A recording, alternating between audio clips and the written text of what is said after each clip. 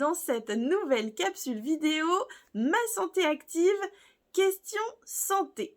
Aujourd'hui, nous allons parler de l'expression de ce que nous ressentons à l'intérieur de nous, c'est-à-dire de pouvoir trouver les mots justes pour exprimer son ressenti. C'est quelque chose, quand on est en consultation avec des professionnels de santé pour notre bien-être, qu'on est amené à faire, invité par le thérapeute, le praticien, et qui n'est pas forcément évident à mettre en pratique, en œuvre, mettre des mots sur nos mots, c'est quelque chose qui est un exercice assez subtil et délicat. Pouvoir exprimer ce que l'on ressent pour prendre conscience de ce qui se passe à l'intérieur de soi et puis pouvoir communiquer et transmettre pour donner les informations à quelqu'un qui saura les décrypter pour nous venir en aide au mieux, et bien voilà tout l'enjeu et le sujet de la capsule du jour. Ce que je vais vous inviter à mettre en pratique, si vous le souhaitez, c'est pouvoir utiliser des temps réguliers que vous mettez à profit pour essayer justement de rentrer un petit peu dans cette gymnastique. De venir, par exemple en fin de journée, vous questionner, vous interroger, prendre un papier, un crayon, qu'est-ce qui s'est passé dans ma journée et comment est-ce que je me suis sentie ? Avec des questions basiques. Est-ce que j'avais chaud, froid? Est-ce que mon cœur s'accélérait? Est-ce que j'avais les poils qui se hérissaient? Est-ce que j'avais l'impression d'être très serrée, comme dans un étau, tout petit? Est-ce que ça me tiraillait? Est-ce qu'au contraire j'avais une sensation d'expansion?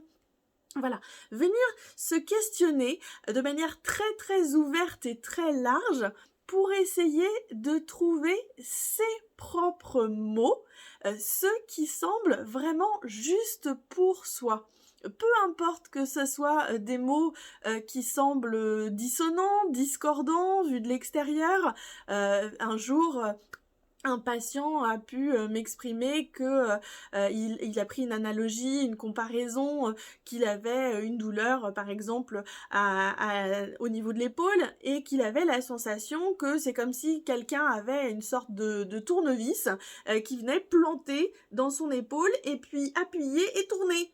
Et que c'était franchement très désagréable et que ça se déclenchait, il avait repéré avec la respiration, ça s'amplifiait, cette sensation de pression et de tournevis quand il respirait à plein poumon.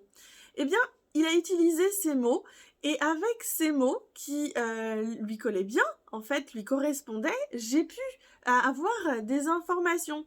Et on s'en fiche que ça soit pas vraiment un tournevis qui était planté dans son omoplate.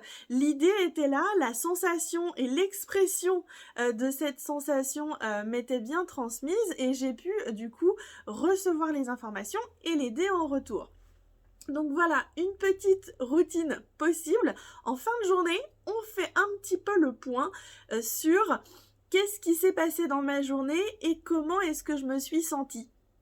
On peut le faire aussi en interaction dans la famille, au moment des repas passés avec la famille, avec les enfants, pouvoir demander tiens, qu'est-ce que tu as fait aujourd'hui et comment tu t'es sentie et ça fait quoi, qu'est-ce que tu as senti à l'intérieur de toi physiquement, et puis d'essayer d'aller mettre peut-être des noms sur les émotions, si jamais l'ensemble des sensations correspond à une émotion particulière ou une combinaison d'émotions, ou simplement une sensation physique et avec quel sens elle a pu être perçue.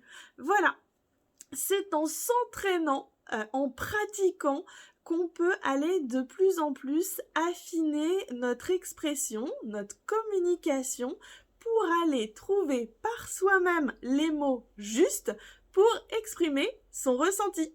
À très bientôt pour une nouvelle capsule vidéo.